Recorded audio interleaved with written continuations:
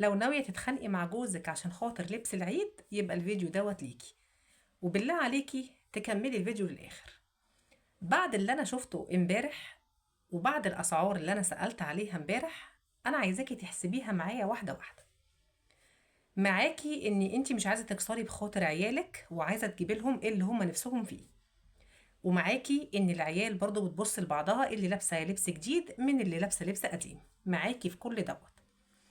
طيب هنبصوا من الباب التاني.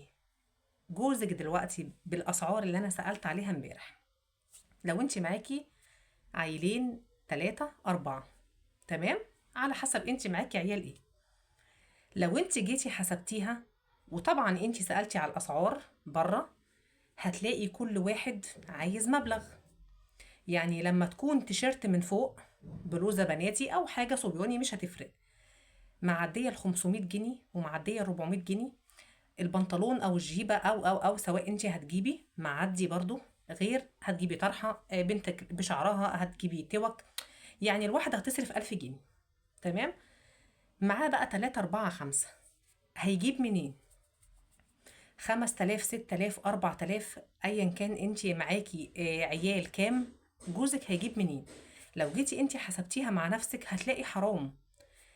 فانا عايزه اقول لك قبل ما تتخانقي بالله عليكي تفكري فيه شويه، تفكري هو هيعمل ايه معاكي. اللي عشان نفسيه العيال انت الدور عليكي بقى، انت الدور عليكي انت.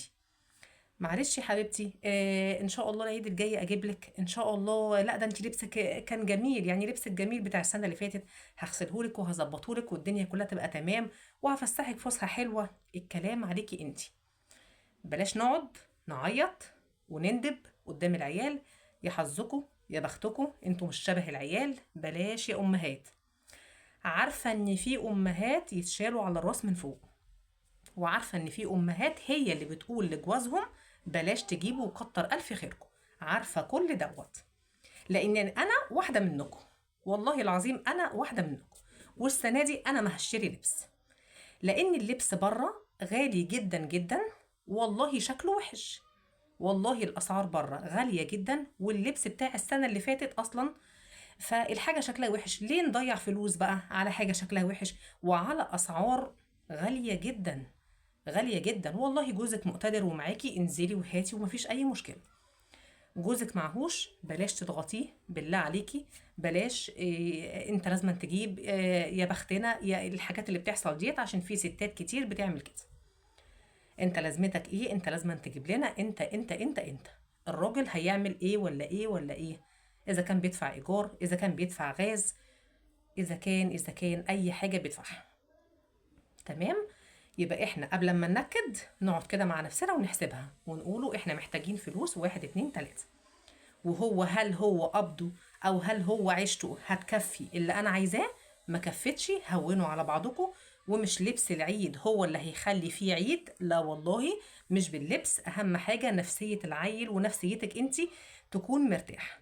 اللبس ما بيخليش الواحد يعيد، لا، النفسية اللي بتخلي الواحد يعيد. وكل سنة وانتم طيبين. وبشكر أي أم بتقف جنب جوزها، وبشكر أي ست تهون على عيالها وتقول لهم انتوا لبسكم حلو، أنا هجدد لكم، هجيب لكم توك وأجدد لكم الدنيا. وربنا يعين كل واحد على حاله يا رب.